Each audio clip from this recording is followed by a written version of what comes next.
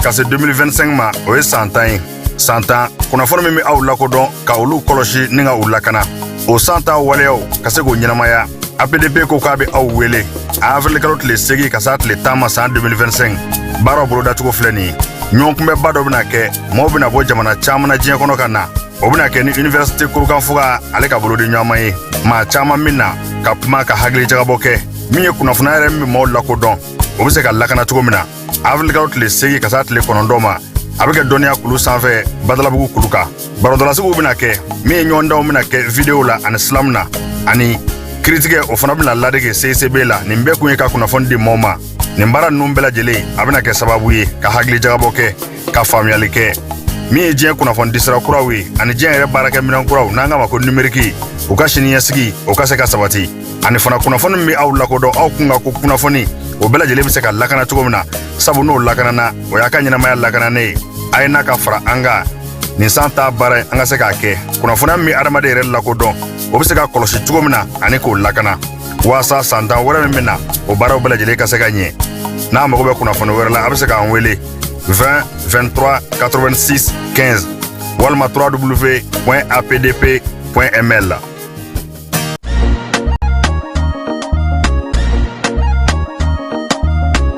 Aw bisimila hôtel Lafiya la n'i ko hôtel Lafiya wulikajɔw bolodalen don walasa aw bɛ se ka lafiya sɔrɔ cogo min na ani hakilisigi aw ka séjour la anw fɛ Mopti yan kɛrɛnkɛrɛnnenya la Mopti Sevare ka kɛ ni kurantigɛtigɛ ye min ye hôtel Lafiya Sevare ale ye wulikajɔw boloda ka se ka min ye awa fɛɛrɛ kɛrɛnkɛrɛnnen dɔw ta walasa aw bɛ se ka lafiya sɔrɔ cogo min na aw ka séjour la hôtel kɔnɔna na n'o ye ka panneau solaire installé min ye kurantigɛtigɛ o degun aw kana o ye séjour la l'hôtel yɛrɛ kɔnɔna na réservation ka kɛ kabi sisan min b'a to aw bɛ se k'aw ka séjour kɛ k'a sɔrɔ tɔɔrɔ tɛ aw kan degun tɛ aw kan hôtel Lafiya. Hôtel Lafiya ale filɛ nin Sevare bangetaba yanni ka se aéroport sirafara ma station laban i kiniboloya fan fɛ i bi jigi o kare fɛ mètre 200 bɔɲango hôtel Lafiya ale cokolen bɛ i kiniboloya fan fɛ i bɛ se ka weleli kɛ nɛgɛjuru siraw fɛ 21 42 14 11 76 01 01 98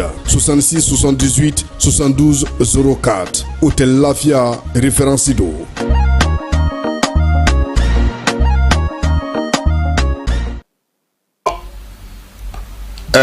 El Haj Amadou Adital diinɛ kuntigi ba de don ɲɔrɔ kɔnɔna na Tijaniya o bolofara min bɛ ɲɔnɔ olu ka kalifa de don a minɛna an bɛ dugawu kɛ ka fara silamɛ diinɛ mɔgɔ bɛɛ lajɛlen ka dugawu kan an miirina b'a a la a bɛ yɔrɔ yɔrɔ nin waati na an bɛ dugawu kɛ a ka se k'a yɛrɛ sɔrɔ min ye Cɔrɔnɔ Amadu Adital ye maa minnu ni a bɛ u bolo an b'a yirula k'a fɔ silamɛ don laadiri don baarakɛla don faso kanuna don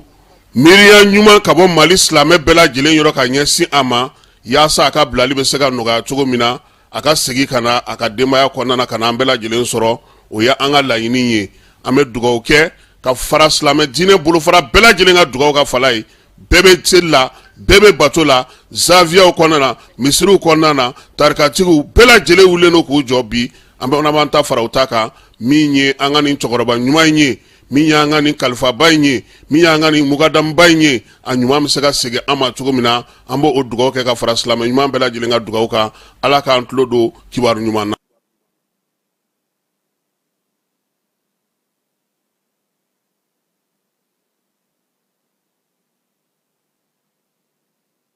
dugutigi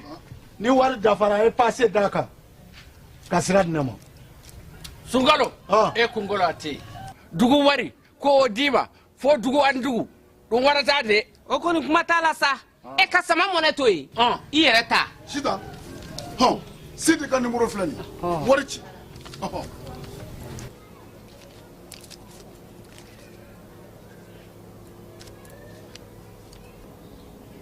wari sera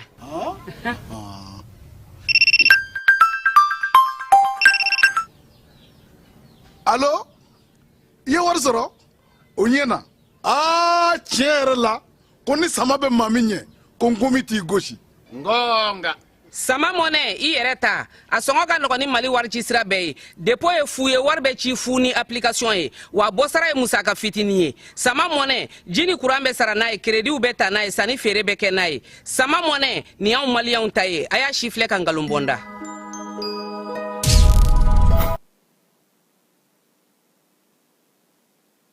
a wele kun tɛ baasi ye baara min bolo dalen don dugu fɛ a bɛ ɲini ka jɔ k'a sababu kɛ musakako ye ni nin n'a ɲɔgɔnnaw bɛ yen kɔrɔlen a bɛ ci guwaw ni ɲɔgɔn cɛ ngonga o y'a kɛ cogo ye dugutigi nin gɛlɛya waati nin na o bɛ sɔrɔ dugutigi ne bɛ se k'an hakilina di wa o tɛ baasi ye n'i y'a dan ne ma dugutigi komi pɔnpe kɔlɔn ka ca anw fɛ dugu kɔnɔ yan bɛɛ bɛ so ɲɛ kelen ta dɔrɔmɛ an bɛ so kɛ dɛrɛmɛ fila ye dɛrɛmɛ kelen min bɛ yɛlɛ a kan o bɛ bila kɛsu kɔnɔ dugu tɔgɔ la o la an mago bɛ musaka min na o bɛ sɔrɔ teliya ani nɔgɔya la saka i ka nin hakilina ka ɲi wa nin de y'an da i la ko mana gɛlɛya cogo o cogo e bɛ na ni fɛɛrɛw de ye min b'an bɛɛ lafiya an ce i musokuntigi jɔn ye wele sitan de wele la bi m'an wele n'i tura sitan na i tura ne yɛrɛ la o bɛ cogo min na dugu muso bɛɛ bɛ ten dugutigi sitan ye min kɛ a yɛrɛ b'a dɔn ka dugu wari d'e ma o k'e k'o ci e b'o dafabali ci awa nin t'a fɔlɔ ye koyi ne ye 100 d'a ma ko crédit 90 de nana ne kun o min daminɛtɔ filɛ o tɛ bɛn dɛ ba sunkalo n'i ko i b'i yɛrɛ ta i b'i yɛrɛ di dugutigi ne ye nin faamu musaka min fɔra n'a bɛ ka tigɛ warici siraw crédit ani forfait sanni na o de tigɛra a la nɔn tɛ sitan tɛ kalabanci ye nin tɛ ko bɛn ta ye dɛ basungalo e filila dɛ nka bi bila faso ka kɛsu de kɔnɔ basungalo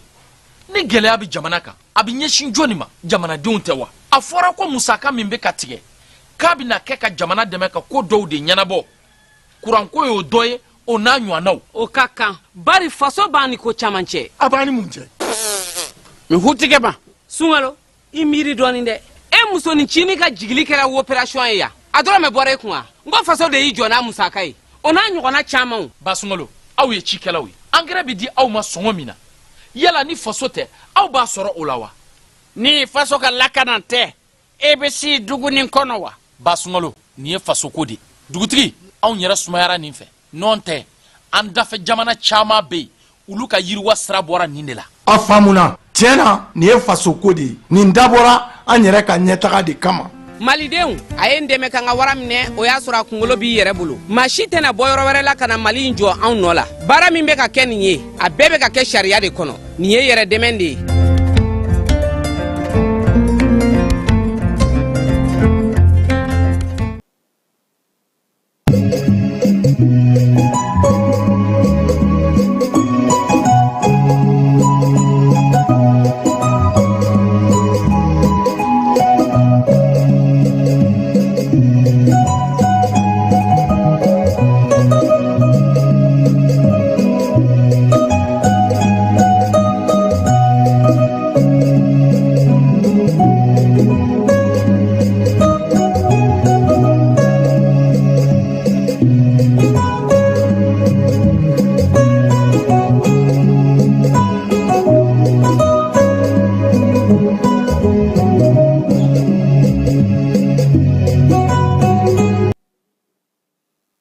an bɛ aw bɛɛ lajɛlen fo k'aw waleɲuman dɔn bi tilega in na bamakɔkaw jiginna bɔlɔn kɔnɔ yɔrɔ kɛrɛnkɛrɛnnen min n'u taara ɲɔgɔn sɔrɔ o ye alizeri ka lasigiden so min bɛ an fɛ yan n'ala sɔnna ma n'aw jaw yira aw la kɔkan kibaruyaw ka ca an bolo kosɛbɛ bi sabula min ye Trump ye ale ni jamana caman k'ale no ɲɔgɔn na jamana 70 ɲɔgɔnna kɔni ye laɲini kɛ sa min ye dɔ bɛ se ka bɔ Trump ka laɲini na cogo min o kuma sugu kan ka cogo min na dɔ ɲɛfɔ la urandakaw olu bɛna tile 100 ɲɛnajɛ kɛ ani tasibila kɛ ka ɲɛsin maafa jugu min kɛra u ka jamana kɔnɔna na n'o ye u ka génocide ye baaraw bɛ sen n'a ye Keba a b'a fɔ cogo di ɲɔni ko ɲɔni ye maa fa États-Unis dɛ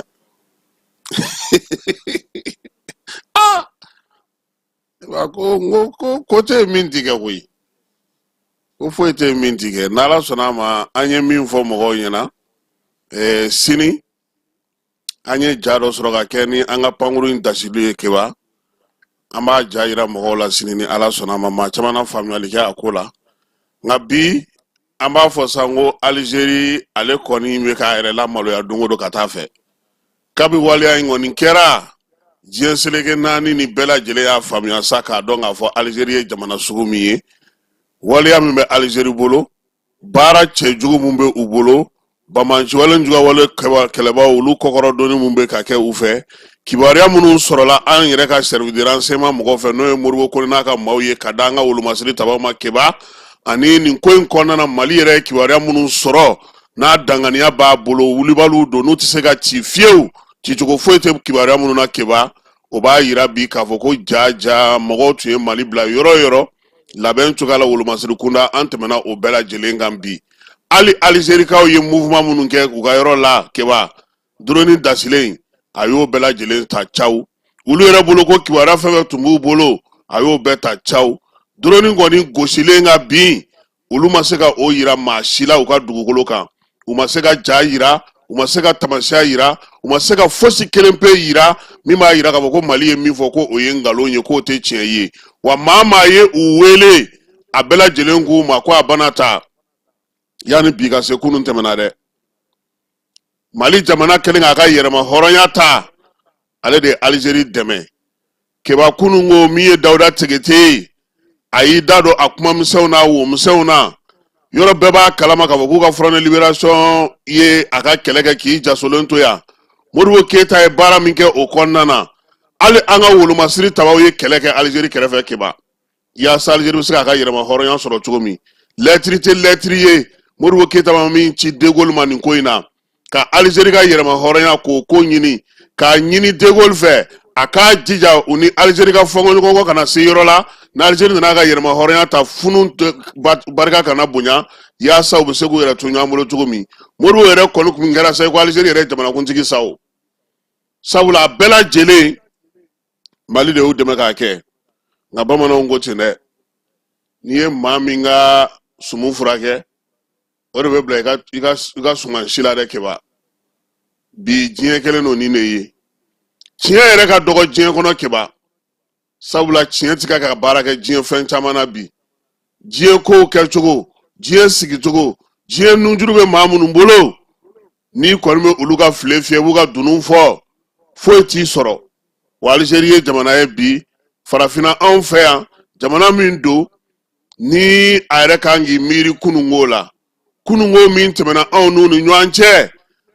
bɛn minnu ɲinina u ni Maroc ni ɲɔgɔn cɛ kɛlɛ min banna Modibo Keyita fɛ Modibo Keyita ye wulikajɔ min kɛ u ye u tun kan k'u miiri kunun na nka Keba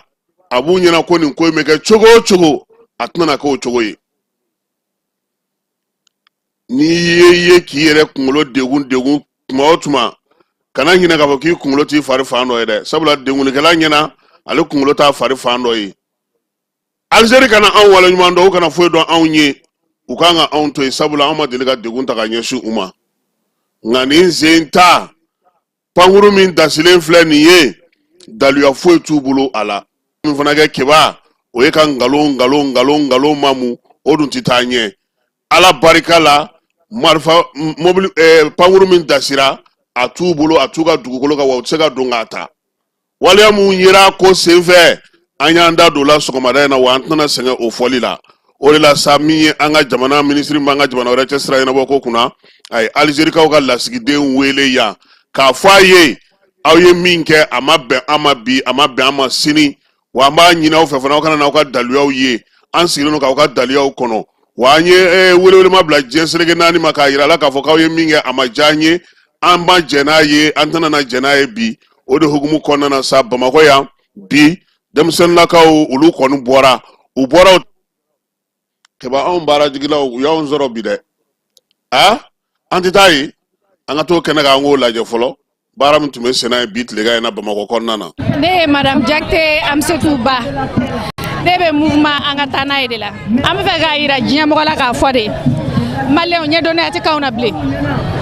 ni mɔgɔ o mɔgɔ ye ɲɛdɔnnenya k'anw na an b'an ta juru sara donc Algérie k'a dɔn k'a fɔ a ye min ka na a ma bɛn a ma an bɔkun y'o de a ma bɛn a ma bi a ma bɛn a ma sini donc an bɔra k'an ka faamaw kɔkɔrɔma don Algérie ye min kɛ a ma k'an ka faamaw la dɛ a y'a kɛ maliyɛnw de la puisque an ka impôt ni taxe de bɛ fara ɲɔgɔn kan ka kɛlɛkɛminɛn ninnu san ni mɔgɔ min ye kɛlɛkɛminɛn ninnu tiɲɛ a b'an kunna i m'a kɛ sɔrɔsiw la dɛ i y'a kɛ maliyɛnw de la bari sɔrɔsi ninnu fana ye maliyɛn de olu bɛ ka Mali de dɛmɛ donc an bɔra k'an ka dusumakasa de yira Algérie la min ka na a ma bɛn a ma an b'an ka faamaw kɔkɔrɔma don. Kala fo ka barika da maliyɛnw fo jama bɔra a kɛra nimisi wasa a kɛra kunkɔrɔta ye laɲini tɛ kelen an ɲɛ b'a la le 31 mars ka jugu le 1er avril la Mali drone dɔ bɔra ka bin Tezawaten Algérie fɛ ka drone ye jamanadenw ka wari u ka impôt n'u ka taxe ye a bɛ ka jamana lakana a bɛ ka jamana basigi o binna jamana wɛrɛ fɛ jamana mun n'an y'a miiri anw dɔ kun ye kunun k'u to jɔnya la an y'u bɔ jɔnya la k'u to Faransi bolo an y'u bɔ Faransi bolo an y'u soutenu an y'u dɛmɛ an y'u tɔbɔtɔ an y'u k'u yɛrɛ n'an ka drone binnu fɛ an t'a kun dɔn an y'a ɲini k'a kun dɔn an bɔra a kalama an nana y'a sɔrɔ k'a fɔ an ka drone kun ye terroriste de a bɛna t'u bombarder k'u neutraliser k'u minɛ k'u di jamana ma ka jamana basigi mais Algérie de empêché an nana faamuya Algérie a empêché ka da mun kan ka da Faransi ka objectif dɔw kan pour que n'anw ye juguw minɛ an ka jamana bɛɛ bɛ sigi n'anw basigila k'anw stabiliser k'anw lafiya o bandolu ye o t'olu fɛla ye o kama anw fana bɔra ka na Algérie ambassade da la bi ka na an ŋaniya ka n'a yira k'an ka soutien k'a yira an ka autorités la k'a fɔ an b'u kɔ bi an b'u kɔ sini. bi an farala ɲɔgɔn kan ka n'a yira an ka autorité la ko Algérie ye agression min ta ka an ka jamana sɛgɛrɛ k'a fɔ ko jamana kɔnɔdenw an bɛɛ lajɛlen b'u kɔ donc n'u ye hakilina ye n'u y'a bila yɔrɔ o yɔrɔ an bɛ yen komi an yɛrɛ ka gafeba constitution o b'a fɔ cogo min ko la défense de la patrie est un devoir pour tout citoyen o hokumu de kɔnɔ an nana yan ka na acte min posera régime algérien fɛ ka na acte k'a condamner en plus de ça ka tila ka an ka autorité malienne k'u soutenir k'a yira k'an b'u kɔ ka tila k'a yira k'a fɔ ko les chefs d'état de la confédération des états de l'AES ko an b'u kɔ an b'u soutenir an bɛɛ bɛ dynamique kelen kɔnɔ k'a fɔ ko Algérie bɛ baara min na n'o ye terrorisme wale ye ko an b'a condamner. an ka avion gosira ka da mun kan an b'o de ɲini 72 heures d'uruma ma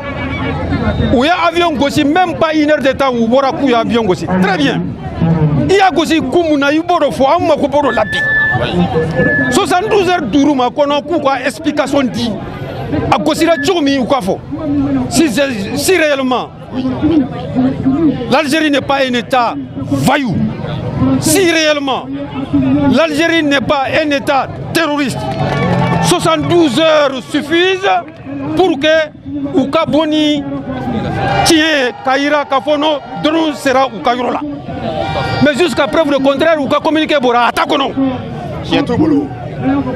drone tɛ se ka gosi à 2 kilomètres à l'intérieur d'Algérie o kana bi Mali kɔnɔ ils vont expliquer ça aussi mais c'est très difficile mentez il y restera quelque chose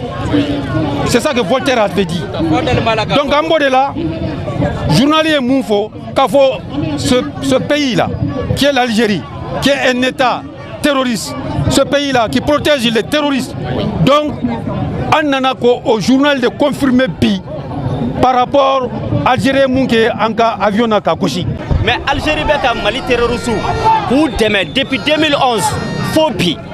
olu de ye MNLA dɛmɛ Mali kan olu de AQMI dɛmɛ Mali kan ka Al-Qaïda dɛmɛ Mali kan ni état islamique ninnu donc anw bɛ yɔrɔ min na bi bi in na Algérie ma se ka nafa fosi ta ka Mali sɛgɛrɛ n'o tɛ déstabilisation ye u ko u ka communiqué la ko Mali drone ye olu ka espace aérien violé de 2 kilomètres guerre ti e ni Mali cɛ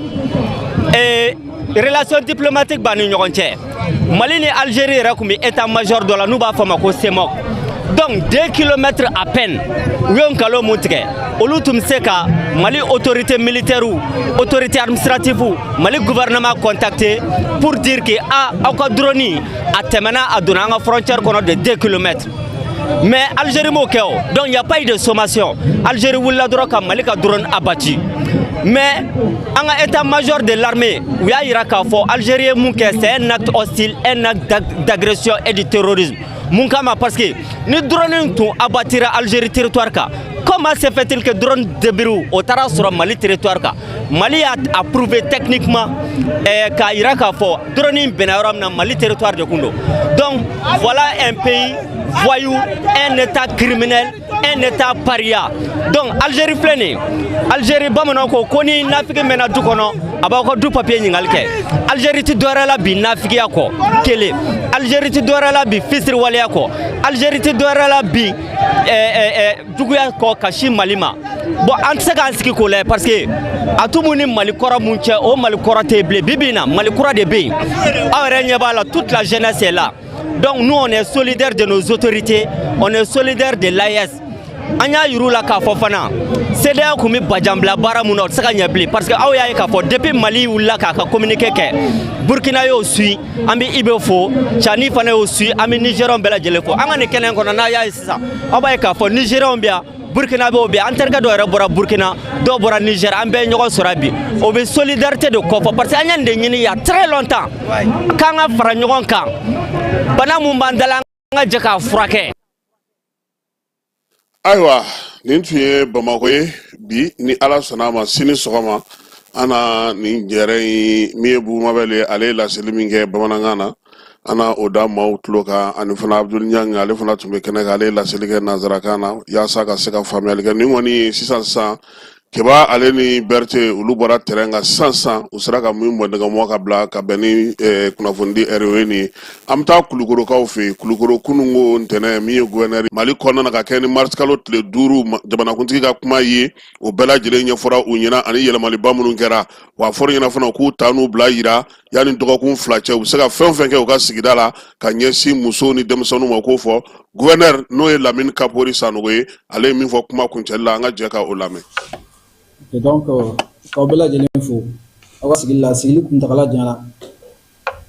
mais à quand à quelle année quoi? Même une fois dans ce séminaire où il y en a, ou quand donc à fort, Aramadeni, fait moi ça y est quoi. Tout ce qui est activité génératrice de revenus, formation des femmes, tout ça là, un peu de boulot d'assistance non. Qu'à fort, il y a un permis na, il y a du mina, il y a narina. Il se gagne ni doula moroyi tout de suite. Alors tu vas ne ressourcer le bac of samaya. Il se gagne munike samaya kawi. Il se gagne munike banango kawi. Banango kilendara avec doula doula. Tu vas me se gagne nobo. Muso surtout muso. Muso baga sare. Mais il se gagne munekui. Ah, golan bishi ba fobo. Ne se gagne kenari nai. Ne se gagne ne se gagne. Maintenant bega ta réfléchi. Même se gagne munike tout de suite pour que on a la population demain. Eh befek de wala. Allez minke bala magama. Bala masala. Anya you. Comme so fait un programme qui est gâteau kairo clan, safne glan, usine safne glan ro ou de safne glan avec l'accompagnement des jeunes là. Demandez oui demain comme so encadré pendant 2-3 semaines. À clôture la en l'année de câble blagata. Mais yo smao. Ni muso kɛmɛ naani bɛ baara k'i ka dama la sisan e ka mini kɔnɔ ni kɛmɛ fila bɔla la insécurité dɔnni ma bɔ a la ne hakili la dɛ parce que i ye fɛn dɔ d'u ma mais n'i ma fɛn d'u ma dun n'o k'u gɛn jagoya oui aujourd'hui an kɔni bɛ ne fɛ k'a kɛ ten sorte que mɔgɔ kana jigin dama kɔnɔ mais pour que u kana jigin a kɔnɔ fɛnɛ fo ka fɛn dɔ fɛnɛ kɛ min b'u lafiya parce que dɔw bɛ u ma fɛn wɛrɛ kalan ni nin tɛ quoi donc o yɔrɔ ninnu na soutenir k'u hakili to a la k'u hakili to a la k'u hakili to a la pour que ko bɛ se ka nɔgɔya cogo min na. Encore une fois, ka foli di bela jelima ka bela jeli walimondo aw nana woli lame jalani ka expert fo olu munun bala Bamakɔ kana ministre yu bila kana pour que se ka anw lafiya cogo min na ka kuma parce que an tɛ aw ka texte ninnu dɔn ka explication di mɔgɔw ma permis bɛ kɛ cogo di jɔn b'a dilan jɔn da b'a la n'a ma y'a fɔ cogo min na an bɛ bɔ permis ninnu kalama ni problème de wulila sinon caman sigilen bɛ kangaba ni fɛnw na an tɛ bɔ a kalama donc ni problème de wulila an bɛ bɔ a caman kalama donc hali bi k'a fɔ an na foyi man ɲi bɛn kɔ. Ben, encore ben. Donc, en mode ini, au bela jennifer. Population, nous, ka ben. C'est ni ma ben, faut être grand, quoi. Mais population, me n'est pas. Donc, dans mes bella, et pour vous dire que vraiment, il a folie de bella gelée. Voilà, ni film, il y a la comme on a folie, albiga folie d'homme. Société où, à ta réfléchi, pour qu'on ça dans un cadre. Voilà, on se gagne une réflexion à quai, on se gagne minke rayola. Rapidement, peut-être dans 2 semaines, voir concrètement qu'est-ce que vous pouvez faire pour ces femmes-là,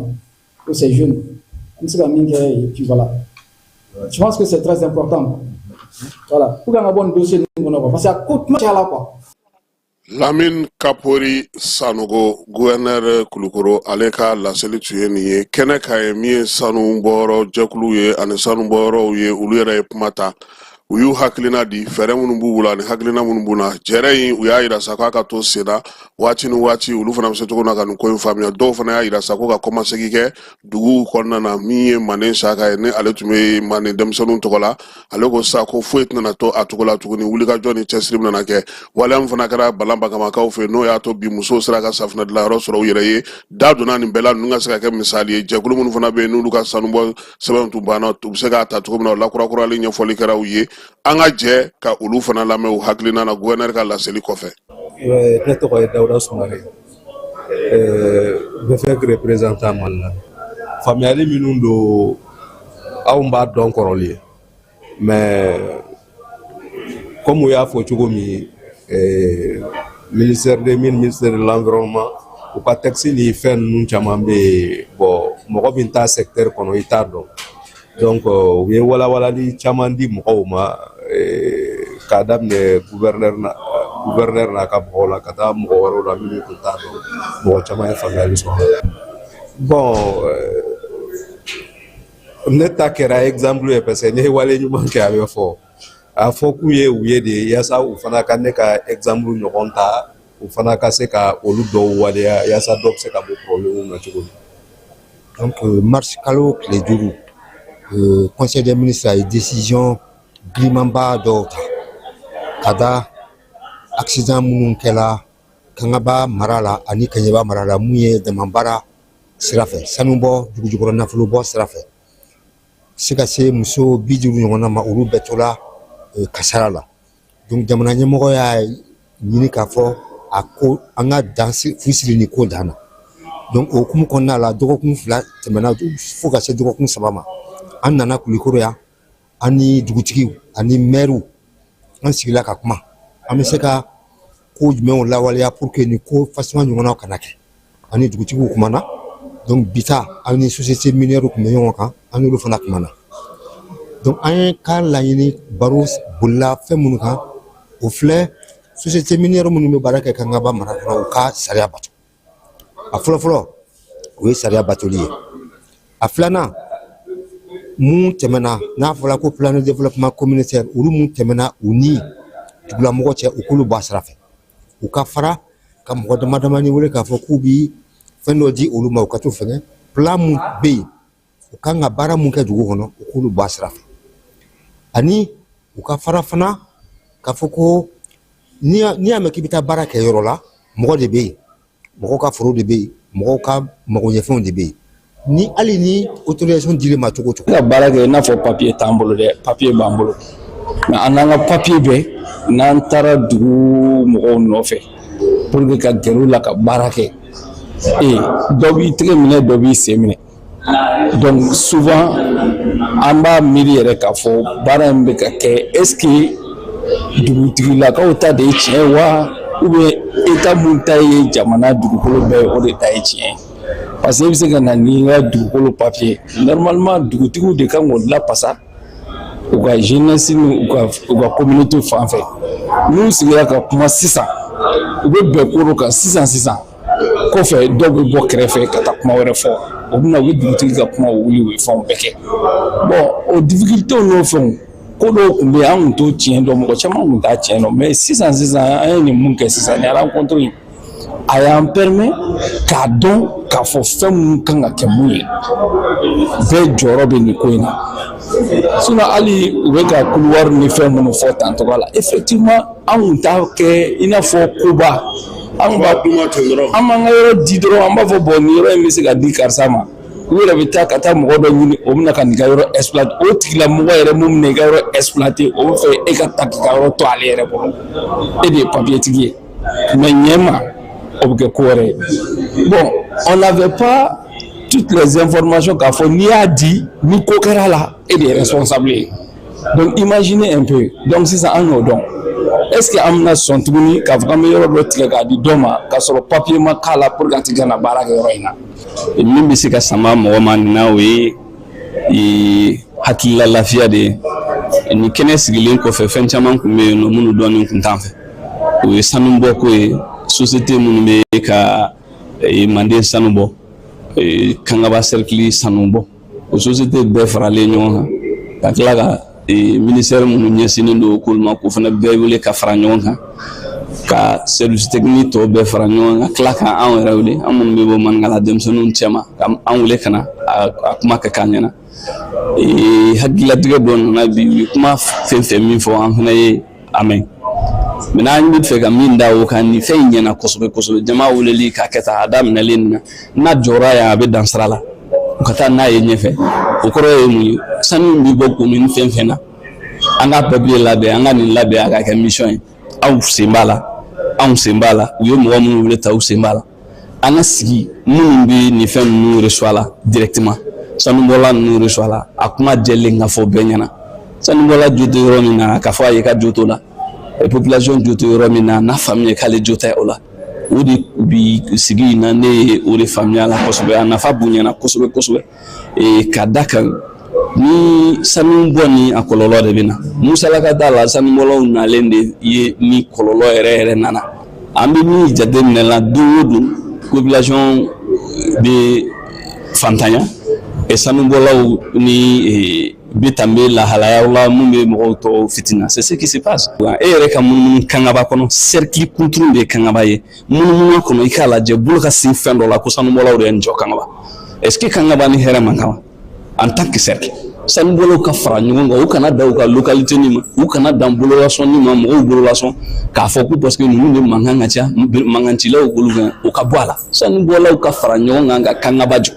denmisɛnninw bɛ ɲɔgɔn sɔrɔ kɛnɛ minnu kan u ka jɔ magoɲɛ kɛnɛw ka jɔ a ka dɔn k'a fɔ ko sanu bɔra u mana tila dugukolo halakila mais fɛn dɔ b'an bolo o ka kɛ dugu bɛɛ kelen kelen na o de tɛ ka kɛ a tɛ yen a dugu tɛ yen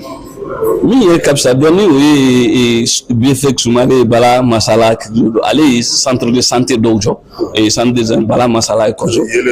voilà a ye yelen fɛnɛ kɛ fɛnw na o fɛn ninnu kɛra et là ça nous on s'est impliqué pour que o ka jɔ mɔgɔ fagara yen de an taara su do 23h ka sigi ka gouverneur deli a ka mɔgɔw to yen ko sigina fɛn ka bi o sumayalen don parce que an y'a ɲin'a bolo waati dɔ attention ni muso ninnu tɛ foyi la diyagoya de don i bɛ taa i ka sa wa kɔngɔ b'i la i fɛn kɛ a kana to kɔngɔ ka mɔgɔ minɛ a bɛ mun tiɲɛ ninnu ye ka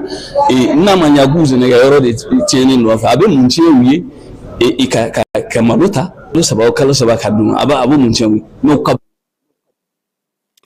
Ayiwa n'an bɔra yen sa an bɛ segin ka na Bamakɔ dunan jigiso dɔ kɔnɔna na maa minnu bɛ yen n'u b'a fɛ ka panneau solaire feereli baara kɛ an ka jamana kɔnɔ n'o ye den mɔgɔw ye olu sigilen Mali kɔnɔna na sa u ni maa min bɛ baara kɛ ɲɔgɔn fɛ o ye Manden solaire ye solaire ni den maaw kɛlen k'u bolo di ɲɔgɔn ma sa o laɲini ye min ye ka se ka jamana ɲɛmaaw dɛmɛ yaasa kuranko degun o bɛ se ka dɔgɔya cogo min yaasa sa ka se ka u ka minɛnkuraw yira maaw la u y'a kɛ kɛnɛ kɛrɛnkɛrɛnnen ka sa dunan jigiso dɔ kɔnɔna na minisiri n'o bɛ kuran ni ji kunna ale tun ka maa bɛ yen min ye Manden den yɛrɛ ɲɛmaaw fana tun bɛ yen ka taa se alimamilakaw ma n'o ye Bamakɔ misiriba alimami ale n'a ka maaw fana tun bɛ kɛnɛ kan maa mafalenw caman fana nana min ye jagokɛlaw ye maa minnu mago bɛ kuran baden na olu fana nana kɛnɛ kan Sayibu Jalo n'a bɛ wele ko Baba ale ye directeur général ye Manden Solar kɔnɔna na Amadu Danbele n'o ye minisiri ka chef de cabinet ye Nfamara Berté ale olu kumakan ta kɛnɛ kan kunu.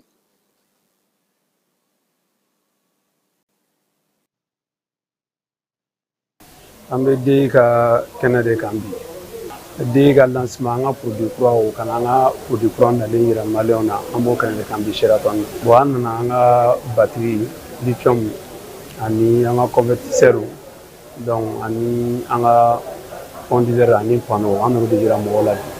Bon laɲini min na nin lancement na komi bɛɛ b'a dɔn jamana bɛ gɛlɛya min na kuranko la sisan bɛɛ b'a kalama mɔgɔ bɛ yen bi hali ni wari b'u bolo ka minɛn ɲuman sɔrɔ donc a ka gɛlɛn donc an nana yira mɔgɔ la k'a fɔ minɛn b'an bolo sɔgɔ nɔgɔya la ɲumanya kɔnɔna la bɛɛ k'a sɔrɔ lafiya fɛnɛ kɔnɔna la laɲini fanba y'o de ye danfara belebele an ni tɔw cɛ parce que an ka minɛn ninnu minɛn minnu don international don DI marqué de bɛ feere bi jamana 100 ani jamana 15 bon an ka minɛnw na garantie la fitinin o de ye san 5 ye sinon an ka minɛnw garantie plupart bɛɛ ye san 10 an ka onduleur dɔrɔn de ye san 5 sinon an ka batterie bɛɛ garantie ye san 10 o ye différence belebeleba ye an ni mɔgɔw cɛ bon an ka minɛnw normes fɛnɛ c'est vérifiable partout dans le monde donc a normes bɛɛ dafalen don caman bɛ na n'u ka minɛn k'a fɔ an ye an ka minɛn normes ye mais en réalité technicien minnu acteurs minnu bɛ baara kɔnɔna la u b'a dɔn k'a fɔ normes dafalen tɛ mais an ka normes ye 100% ye quoi. bon bolodiɲɔgɔn min nana komi an bɛ jamana in kɔnɔ bɛɛ b'a dɔn soleil baara bɛ senna a mɛnna mais an ka crise daminɛlen san 2 nin kɔnɔna la bɛɛ b'a dɔn k'a fɔ caman girinna soleil la mɔgɔ bɛ jamana in kɔnɔ bi i se ka fariko kuma yɛrɛ f'u ye sababu u ye investissement k'a la a ma nafa dilan donc o de kama an bolo di DI ma DI ye marque ye bɛɛ b'a dɔn a minɛnw kun ka di mɔgɔ ye mais mɔgɔw kun t'a dɔn a bɛ sɔrɔ cogo di DI tɔgɔ bɛ se ka fɔ mɔgɔ dɔ n'i y'a fɔ i b'a ka wari ka ca donc an y'an bolo di pour que mɔgɔ bɛ se ka sɔrɔ nɔgɔya la lafiya kɔnɔ o de y'an ka bolo di ɲɔgɔn ma ye DI usine yɛrɛ ma bi.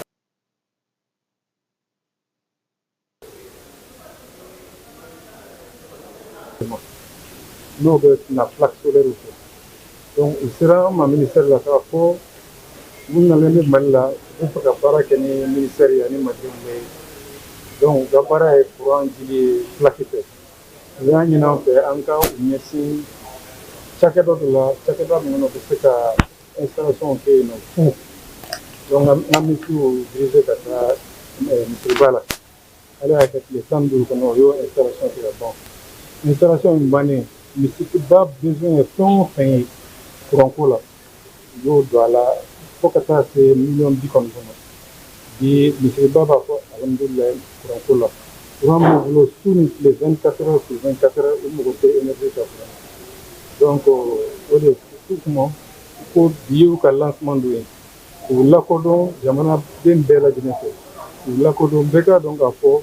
u bɛ énergie min di mɔgɔw ma n'a bɛ bɔ tile la na plaquew b'a la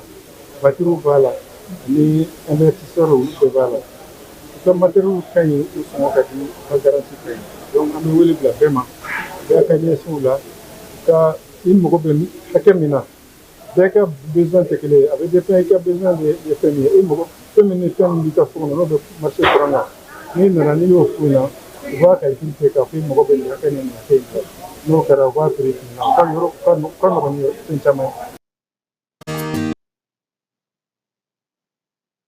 2015 ka se 2025 ma o ye san 10 ye san 10 kunnafoni min bɛ aw lakodɔn ka olu kɔlɔsi ni ka u lakana o san 10 waleyaw ka se k'o ɲɛnamaya APDP ko k'a bɛ aw wele a avril kalo tile 8 ka se tile 10 ma san 2025 baaraw bolodacogo filɛ nin ye ɲɔgɔn kunbɛba dɔ bɛna kɛ maaw bɛna bɔ jamana caman na diɲɛ kɔnɔ ka na o bɛna kɛ ni université kurukanfuga ale ka bolodi ɲɔgɔnma ye maa caman min na ka kuma ka hakili jagabɔ kɛ min ye kunnafoniya yɛrɛ min maaw lakodɔn o bɛ se ka lakana cogo min na avril kalo tile 8 ka se tile 9 ma a bɛ kɛ dɔnniya kulu sanfɛ badalabugu kulu kan barodɔlasigiw bɛna kɛ min ye ɲɔgɔndanw bɛna kɛ video la ani silamu na ani kiritigɛ o fana bɛna ladege CCB la nin bɛɛ kun ye ka kunnafoni di maaw ma nin baara ninnu bɛɛ lajɛlen a bɛna kɛ sababu ye ka hakili jagabɔ kɛ ka faamuyali kɛ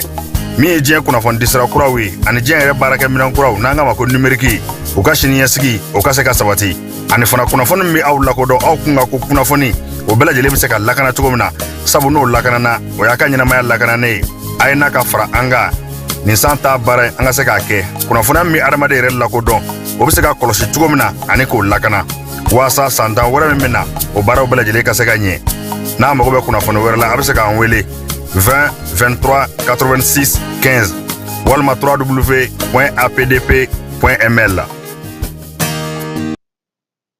ayiwa bankuw ka tɔn min bɛ yen n'o y'u ka lawasajɛku ye syndicat de banque n'o ye sinabɛ f'u ye ko ale bɛna na baara bila boloda avril kalo tile 17 ka taa bila a tile 22 la ko n'o ma labɔli kɛ fana u na taa ni a ye i n'a fɔ u yɛrɛ y'a fɔ cogo min na sa ko fo u ka nimisiwasa sɔrɔ waleya min bɛ tali kɛ min na sa APDF yɛrɛ sinabɛfu yɛrɛ ale secrétaire général adjoint fɔlɔ n'o ye Ablaye Keyita ye ale tun bɛ kunnafonidilaw ɲɛma kunungo Famara Berté ale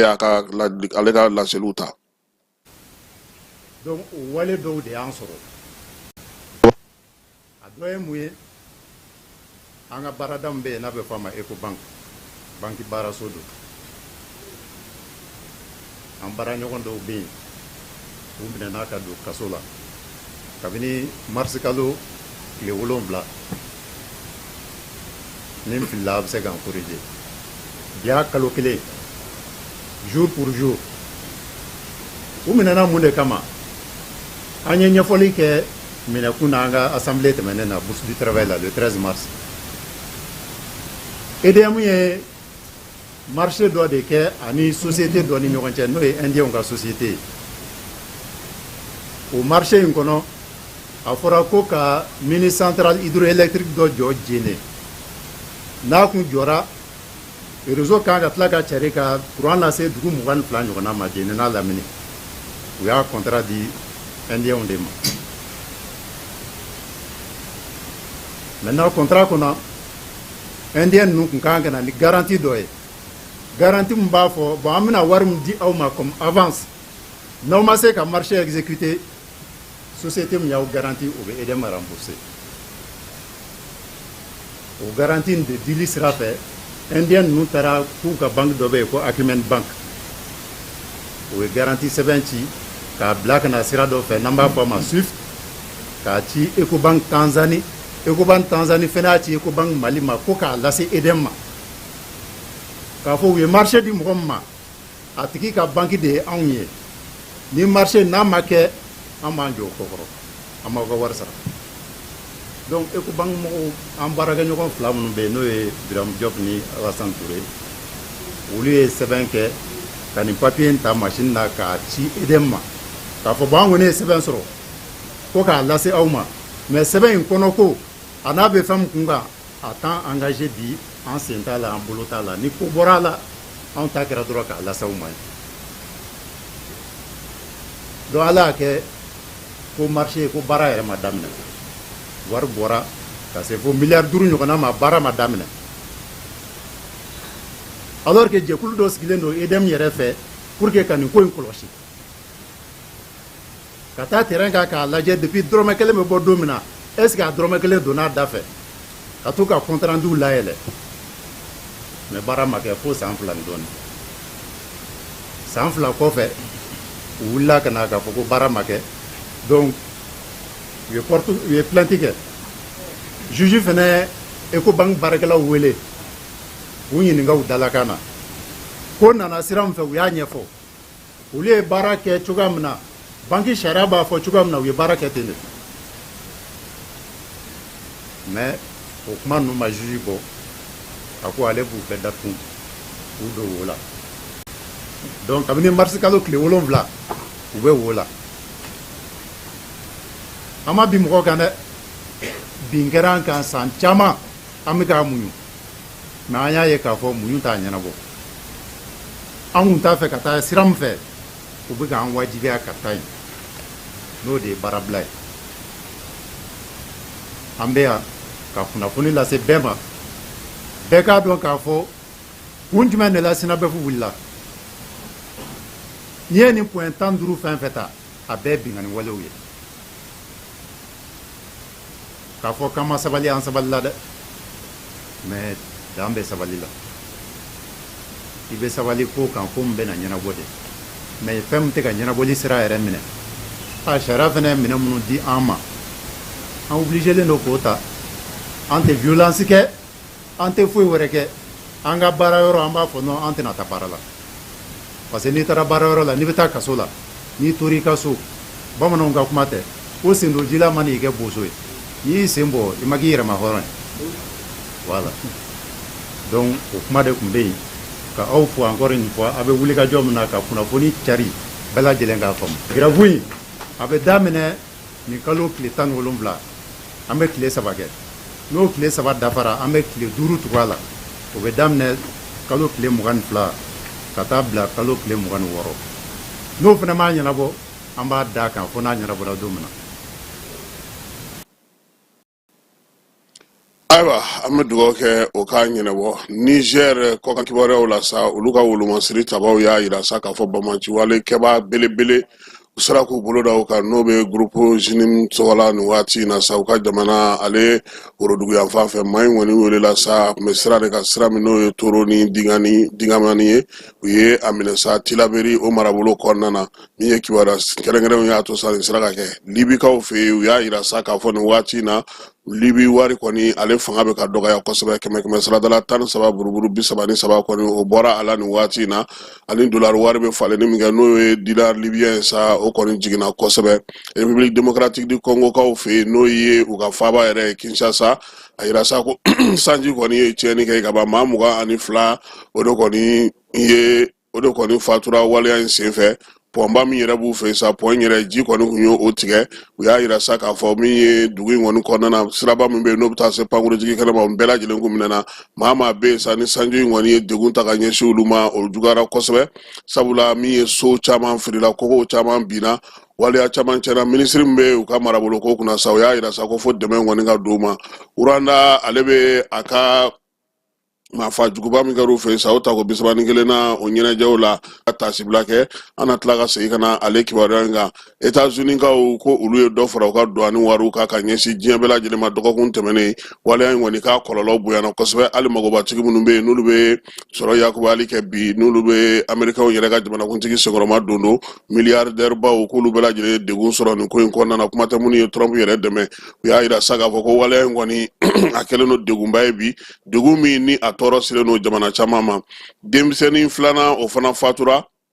ka sababuya kɛ ɲɔni ye États-Unis kaw fɛ yen Texas ale kɔnɔna na o y'a yira sa k'a fɔ ko bana in nin y'a siɲɛ filanan ye a bɛ faali kɛ san 10 kɔnɔna na Amɛrikɛnw fɛ yen wuli ka jɔ k'o kan ka kɛ sa yaasa maaw bɛ se ka boloci matarafa cogo min na ka kisi nin bana in ma an y'a fɔ yan kunun sa an ka denmisɛnninw olu kɔni tun bɛ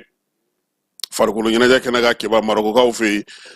Côte d'Ivoire ale y'an dasi kunu 4-2 Mali ale ni Tunisie de kan ka ɲɔgɔn sɔrɔ quart de finale o kɛnɛ kan wa an ka denmisɛnninw olu fana sen na ye sa diɲɛsɛrɛgɛ naani dolataba min kan ka kɛ n'o ye coupe du monde Donald Trump ale ka sɔngɔ yɛlɛ ninnu senfɛ sa min ye Union européenne maaw ye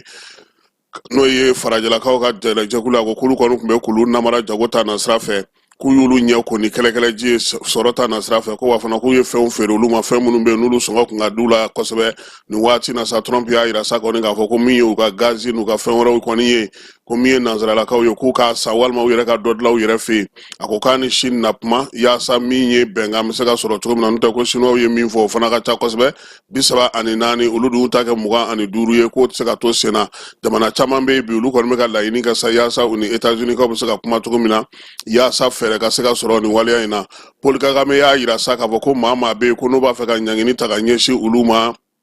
walima ka taga sira yira olu la olu ni Kongo ka kɛlɛko in na k'olu ka t'u ka sira fɛ ko sabula olu ka waleya min bɛ senna nin waleya min bɛ ka kɛ nin ye ta ko maa si tɛ yen min bɛ se ka fɔ k'i bɛ misaliya di olu ma ko sabula diɲɛ kɔnɔ bi fan caman fɛ maa minnu bɛ k'a fɔ k'u bɛ misaliya di maa u yɛrɛ tɛ misali ye k'olu ni Kongo bɛ se ka bɛn u bɛ se ka ɲɔgɔn faamuya ka se ka ko sɔrɔ ɲɛ sɔrɔ ko la ko nka ko maa bɛ yen bɛ ka wuli k'i jɔ bi k'i bɛ ka fɛɛrɛ wɛrɛ ɲini ko ka ɲɛsin olu ma sa k'i ka taa i ka ci la nka o wala ta min ye Canada ale ni Allemagne ye olu kɔni u ka dɛmɛ dulon ka ɲɛsin u ma a y'a yira ko ti foyi tiɲɛ olu ma sabula olu labɛnnen don jamana a yɛrɛ bɛ se ka fɛn caman k'a yɛrɛ ye nin waati na sa min ye jɛkulu marifatigi minnu bɛ yen n'o ye M23 maaw ye olu kɔni kɔkɔrɔma donnen don Kigali fɛ sabula Ngoma ale ni dugu wɛrɛw ye n'o ye Nord Kivu ye olu b'u bolo bɛnkan sɔrɔla cogo cogo sa kɔsa in na Uranda ale ni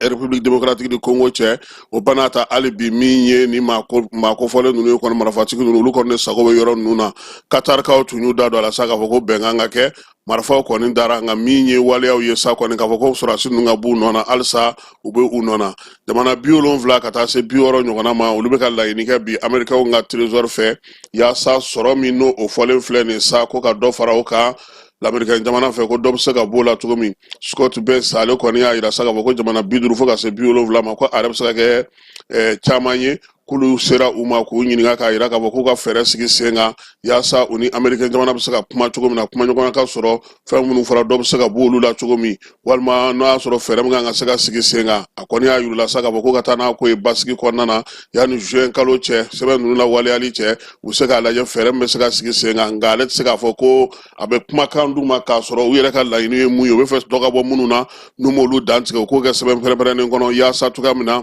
olu bɛ se k'o da yira u ka jamana ɲɛmaaw olu la. Ethiopikaw fɛ yen maa 31 o de kɔni fatura k'a sababuya kɛ kolera bana ye bana in kɔni ko a wulilen don bi maa 1500 ɲɔgɔn ko a kɛlen don k'o de minɛ Ethiopikaw olu fɛ yen min ye kolera kɔni ye Médecins Sans Frontières maaw y'a yira sa ko fɛɛrɛ ka sɔrɔ a la sabula u y'a ye k'a fɔ maa 1300 kun fɔlɔ olu de kɔni kun ye bana in sɔrɔ min ye dɔgɔkun tɛmɛnen ninnu na nka bi min ye olu yɛrɛ kun ye wulikajɔ minnu kɛ fɛɛrɛ min kun tigɛlen n'u bolo a ko bɛ ka gɛlɛya 100 sarada la bi maa 71 n'a kunnafɛn a bɛ o de la bi min ye Afrique du Sud ale fanfɛ bolo ninnu kɔnɔna na Chine jamana ale ni Irisi jamana ka taa fara Irankaw kan sa olu ka maa mafalenw kɔni bɛ ka hakilila jagabɔ kɛ nucléaire ko ta nasira la u y'a yira sa k'a fɔ k'u na fɛɛrɛ ni dabali sigi sen kan yaasa min ye Irisi Chine ale ni Iran ye olu ka se ka bɛnkan sɔrɔ Iran nucléaire ko in fɛɛrɛ bɛ se ka sɔrɔ a la cogo min na a y'a fɛ k'a fɔ ko min ye jamana ninnu kɔni ye u ye fɛɛrɛ minnu sigi sen kan sa Chinois kɔni y'a yira sa k'olu na ko ɲɛmaaya ta ka sigi ka fɔ kɛ ni maaw ye jamana minnu bɛ yen bi n'olu bɛ fɛ sa Iran nucléaire ko ka don ba la cogo min na u ka se ka ɲɔgɔn faamuya ko nɔn tɛ n'a kɛra balawulama ye o man ɲi o damandu si la Chine ni Irisi olu kɔni y'a yira sa olu na Iran na kuma yaasa ka se ka fɛɛrɛ sɔrɔ Irisilakaw olu bɛ ka fɛɛrɛ kɛ bi yaasa u ni farafinnakaw bɛ se k'u bolo di ɲɔgɔn bolo cogo min na ka bɛn ko kelen ka kuma tɛ min ye kuranko ta nasira la Irisiw ka jɛkulu bɛ n'o ye tasi ye sa olu y'a yira sa k'a fɔ ko lajɛ in kɔni kɛra sabula min ye Irisilakaw ka magobatigi minnu bɛ yen n'olu bɛ diɲɛ fantan naani kuru kara olu bɛɛ lajɛlen minnu bɛ kuranko hukumu kɔnɔna na ani bayɛlɛmaliko ta nasira fɛ sa olu y'a yira sa k'a fɔ ko fɔ falen ka don ko in na farafinna jamana minnu fana bɛ yen sa n'olu b'a fɛ nin ko in ka sigi sen kelen kan ka se ka Irisi ka dɛmɛ sɔrɔ ko f'u bɛɛ lajɛlen ka jɛ ka don kuluba kelen kɔnɔ kulu min kɔnɔna na sa min ye kuma ɲɔgɔnyaw bɛ se ka kɛ Irisi ni farafinna kɔni kɛrɛnkɛrɛnnenya la k'u na se ka bɛnkan sɔrɔ yaasa bi ni degun bɛ olu la kuranko la 100 sira la k'a bɛ taa se fo 50 a n'a kunkanfɛn ma degun bɛ minnu kan kosɛbɛ bi na Irisilakaw kɔni y'a yira sa k'a fɔ ko olu ye faamuyali kɛ ko a lawaleyali fana minɛnw caman bɛ olu bolo olu ye fɛn caman sigi sen kan farafinna kɔnɔ ka tɛmɛ nka sen ta a na kɛ Union africaine ye ale sen ka don a la yaasa baara olu ka se ka siri sen kelen kan i n'a fɔ a laɲininen don cogo min na Irisi jamana ale yɛrɛ fɛ. Egypte jamanakuntigi n'o ye Abdel Fattah al-Sisi ye a n'a jɛɲɔgɔnw min bɛ Macron ye Faransikaw fɛ ani Jordani jamanakuntigi Abdallah olu y'a yira sa k'a fɔ ko min ye Gaza kɔni ye ko a baaraw kan ka kɛ yaasa Palestine ale ka bila ba la min ye maa wɛrɛ si kana se ka na i sen don a la lakana ko maaw n'u bolominɛw la kɔlɔsili ko jamana Palestine fantan naani bɛɛ lajɛlen na k'u ka u jija k'o sinsin ni jamana saba kɔni ye nin fɔ tuma min na sɔrɔ o y'a sɔrɔ Américains kɔni olu bɛ taabolo wɛrɛ la sabula olu b'a fɛ ka yɔrɔ in yɛrɛ minɛ ka don u yɛrɛ nagakɔrɔla la diɲɛ seleke naani jɛkulu caman kɔni wulilen don k'u jɔ sa yaasa nin ko in bɛ se cogo min na ka sen sɔrɔ min ye Faransi ye ale ni Jordani ani Egypte ko olu kɔni ka nin bɛnkan kura in k'o bɛ se ka yɛlɛma dɔ don ko la nka min ye u ka jɛrɛ nataw la sa o kan ka kɛ kɛrikaw fɛ yen yaasa ka ko in kɔni danganamaya min ye Gaza ale jɔli ko bɛna na kɛ cogo min na ani ka se ka kɛ yɔrɔ bɛ se ka yɔrɔ minnu cira olu bɛ se ka jɔ cogo min na ka se ka olu bɛɛ lajɛlen don bɛrɛ la. Nin bɛ dan sigi an ka bi wulada in na kibaruya la kibaruya mun dira aw ma Kiba Jalo fɛ ani ne yɛrɛ n'Ala sɔnna a ma sini sɔgɔma an na ɲɔgɔn sɔrɔ yan nɛgɛ kanɲɛ 9 kibaruya wɛrɛ minnu bɛ yen ka se ka olu da aw tulo kan an bɛ fɔ sa Ala ka dugu ɲuman jɛ Ala k'an ka jamana kisi Ala k'an ka jamana tanga sini kɛnɛ laban ɲuman Ala k'a d'a ma a k'an bɛn sini.